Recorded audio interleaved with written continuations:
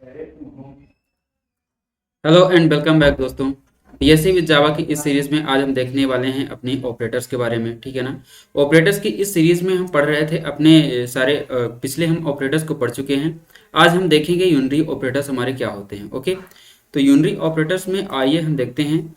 हमारे पास unary operators में देखिए एक प्री होता है, एक पोस्ट होता है। ओके, जैसे कि हम बात करेंगे हमारे पास यहाँ देख लीजिए आप, pre increment and post increment. Okay, इसी प्रकार से एक और होता है हमारे पास pre decrement and post decrement, उसके बारे में भी हम डिस्कस करेंगे। उससे पहले हम डिस्कस करते हैं pre increment and post increment.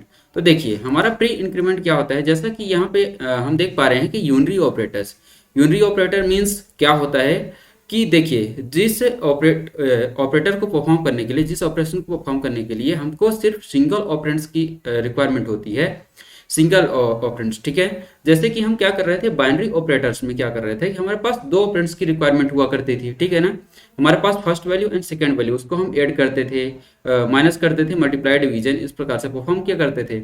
But यहाँ पे हमारे पास सिंगल वैल्यू की यहाँ पे रिक्वायरमेंट है। ओके, हमारे पास यहाँ पे डबल वैल्यू की रिक्वायरमेंट नहीं है। तो देखिए हम इसका कैसे यूज करेंगे, किस प्रकार से हमारे प्रोग्रामिंग लैंग्वेज में होगा। ठीक है ना, आगे हम फर्दर इसके बारे में सीखते रहेंगे। तो देखिए हमारे पास सबसे पहले आता है प्री इंक्रीमेंट। प्री मीन्स क्या होता है, प्री मीन्स एक्चुअली होता है हमारा पहले। ठीक है ना, प्री मीन्स क्या होता है, पहले, यानी कि बिफोर। तो यहाँ पे देखिए हमारे पास ये, हमारे पास एक वैल्यू हो गई, ये हमने यहाँ पे क्या लिया है, ए नाम का एक वेरिएबल लिया है। उस वेरिएबल में कहीं ना कहीं हमारी एक वैल्यू स्टोर होगी। ओके, तो यहाँ पे क्या होगा, ए प्लस प्लस ए मीन्स क्या, प्री इंक्रीमेंट। प्री मीन्स क्या, ए से पहले हमारा देखिए यहाँ पे इंक्रीमेंट लगा हुआ है। ओके, और ये हमारा एक्चुअल में होता क्या है, किस प्रकार से रिप्रेजेंट होता है, देखिए प्लस प्लस ए का मतलब होता है a equal to a plus one. Okay, देखिए हमने एक वेरिएबल लिया जो कि मेमोरी में क्या करेगा, एक स्पेस ऑक्यूपाई करेगा, जिस डेटा टाइप्स का होगा उतनी हमारी रिक्वायर्ड मेमोरी वो ऑक्यूपाई करेगा। ओके, तो ए नाम का हमारा क्या हुआ, वेरिएबल हमारे मेमोरी में आया। ठीक है ना, उस नाम की मेमोरी उसको एलोकेट हो गई। एंड देन क्या होगा, उसमें जो हमारी ए की वैल्यू होगी, ओके, जो ए की वैल्यू वहां पे स्टोर होगी, उसमें क्या करेगा, वो प्लस वन कर देगा, वन को ऐड कर देगा, तो उसका एक वन स्टेप आगे चला जाएगा। ठीक है ना। ये होता है हमारा इंक्रीमेंट एक्चुअली में। और यहाँ पे हम समझेंगे हमारा पोस्ट इंक्रीमेंट क्या होता है। पोस्ट इंक्रीमेंट मीन्स होता है हमारे पास, देखिए यहाँ पे ए प्लस प्लस, इसका भी सेम मतलब होता है कि जो हमारे पास वेरिएबल में वैल्यू स्टोर होगी उसको क्या करेगा, ये प्लस वन कर देगा। ठीक है ना, वहां पे उस वेरिएबल की मेमोरी पे जो हमारे पास वैल्यू स्टोर होगी उसमें वन प्लस कर देगा, वो क्या हो जाएगा, हमारा इंक्रीमेंट हो जाएगा। इंक्रीमेंट बाई वन का हम यहाँ पे कह सकते हैं। अब हम सिंपली देखेंगे यहाँ पे हमारे पास डिफरेंस क्या है। ठीक है ना, यहाँ पे हमारे पास प्लस प्लस ए और यहाँ पे ए प्लस प्लस, इसमें क्या डिफरेंस होते हैं हम इसके बारे में डिस्कस करेंगे। देखिए हमारे पास क्या होगा, सबसे पहले जो हमारे पास वैल्यू स्टोर होगी वहाँ पे ए के नाम के वेरिएबल में, तो क्या करेगा, यहाँ पे हमारा जो प्लस प्लस ए होगा उसमें सबसे पहले क्या करेगा, वैल्यू को चेंज करेगा। ठीक है ना, मान लीजिए कि हमारे वहाँ पे ए के ए में हमारा क्या है, 10 स्टोर है। सबसे पहले क्या करेगा, प्लस वन वहाँ पे करेगा, फिर उसके बाद क्या करेगा, उस वैल्यू को प्रिंट करेगा। ओके, जैसे 10 है तो उसको क्या करेगा, सबसे पहले 11 कर देगा, एंड देन क्या करेगा, वैल्यू को यूज करेगा। एंड इस केस में हम देखेंगे ए प्लस प्लस में क्या होगा, हमारा वैल्यू को सबसे पहले यूज करेगा, जो पहले वैल्यू उसमें स्टोर होगी उसको क्या करेगा, पहले उसको प्रिंट करेगा एंड देन उसको इंक्रीमेंट करेगा। ओके, ये चीज होता है। तो आइए हम इसको हम क्या करेंगे, फर्दर एग्जाम्पल के माध्यम से समझेंगे हम। यहाँ पे सॉरी, इंटेलजे आइडिया को ओपन करते हैं और इंटेलजे आइडिया हम देखते हैं। ओके, यस, हम यहाँ पे क्या करते हैं, अपना यूनरी ऑपरेटर्स के नाम का एक हम क्लास बनाते हैं अपनी।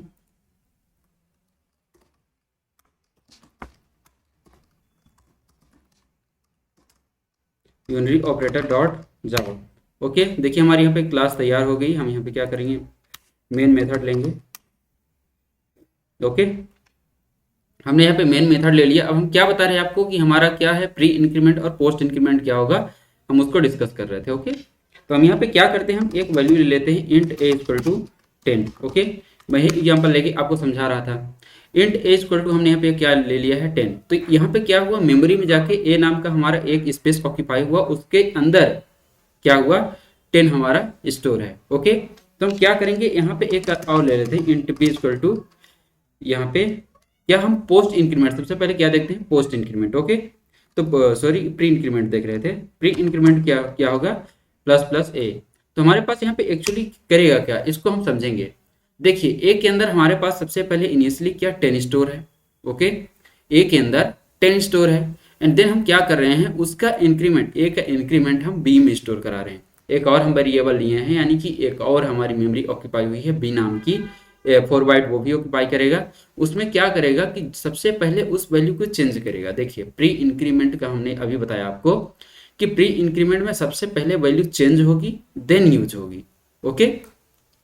तो यहाँ पे ए की वैल्यू हमारे पास 10 है, तो 10 को क्या करेगा, सबसे पहले ये +1 करेगा, 10 को क्या करेगा +1, ओके, इंक्रीमेंट करेगा, एंड देन क्या करेगा बी में स्टोर करेगा। तो हमारे पास वैल्यू क्या आनी चाहिए यहाँ पे 11 एंड 11, ओके। प्रिंट करके देख लेते हैं। यहाँ पे सबसे पहले हम क्या प्रिंट करेंगे ए, एंड देन क्या प्रिंट करेंगे बी, ओके। इसको हम रन करते हैं, देखते हैं क्या आता है, फर्दर हम समझेंगे इसको, ओके। यहाँ पे 11 एंड 11 हमारे पास आंसर आ रहा है, और कैसे आ रहा है देखिए। सबसे पहले हम क्या करेंगे, यहाँ पे हमारे पास ए की वैल्यू 10 स्टोर है, ओके, ए की वैल्यू 10 स्टोर है मेमोरी में, एंड देन क्या कर रहा है, हम यहाँ पे सेकंड लाइन में क्या कर रहे हैं, b equal to plus plus a कर रहे हैं, ओके। तो हमारे पास क्या करेगा यहाँ पे, ये जो ए है, ए को एक इंक्रीमेंट करके बी में स्टोर किया, एंड देन क्या करेगा, जो ए हमारा था सेकंड लाइन में क्या कर रहा है कि ए को इंक्रीमेंट करके बी में स्टोर किया, जो कि 10 था तो वो 11 हो गया, ओके। एंड देन क्या कर रहा है, प्लस प्लस ए जो हुआ वो हमारा वहाँ ए की वैल्यू जो थी वो +1 होके क्या हो गई, अपडेट हो गई, ओके। इसको हम और आगे एग्जाम्पल से समझेंगे, तब तक इसी प्रकार से आप देखते रहिए। देखिए क्या है यहाँ पे, हम क्या करते हैं कि अब हम देखते हैं post increment, okay. I think आपको समझ में आएगा अब कि पोस्ट इंक्रीमेंट करने पर क्या हो रहा है। देखिए हमारे पास जो सबसे पहले हमने ए की वैल्यू प्रिंट कराई है, तो ए की वैल्यू हमारे पास 11 आ रही है, एंड देन हमने प्रिंट कराया है बी को, तो बी की वैल्यू क्या आ रही है, 10 आ रही है। और ये किस प्रकार से आ रही है इसको हम समझते हैं। देखिए हमारा जो प्री इंक्रीमेंट था उसमें हमारे दोनों वैल्यू 11 11 आ रही थी, एंड पोस्ट इंक्रीमेंट में 11 एंड 10 आ रही है। इसमें डिफरेंस क्या है उस चीज़ को हम समझते हैं, ओके। सबसे पहले देखिए हमारे पास ए की वैल्यू 10, ठीक है ना, ए की वैल्यू 10 है तो क्या करेगा, ए की वैल्यू 10 है तो वहाँ पर 10 ही स्टोर रहेगा, एंड देन सेकेंड लाइन में हम क्या करें, b equal to a plus plus post increment, post means बाद में बढ़ाएगा, सबसे पहले उस वैल्यू को यूज करेगा और उसके बाद बढ़ाएगा। तो यहाँ पे क्या करेगा, देखिए बी के अंदर जो स्टोर हो रही वैल्यू, वो कौन सी वैल्यू स्टोर हो रही है, जो ए की पहले वैल्यू थी उसको स्टोर करेगा बी के अंदर, फिर क्या करेगा, ए को अपडेट करेगा, प्लस करेगा बाई 1, ठीक है ना, 1 से प्लस कर देगा तो हमारा क्या हो जाएगा 11। तो सबसे पहले हमारे पास ऐसे समझ सकते हैं, मैं यहाँ पे कमेंट आउट करके दिखाता हूँ।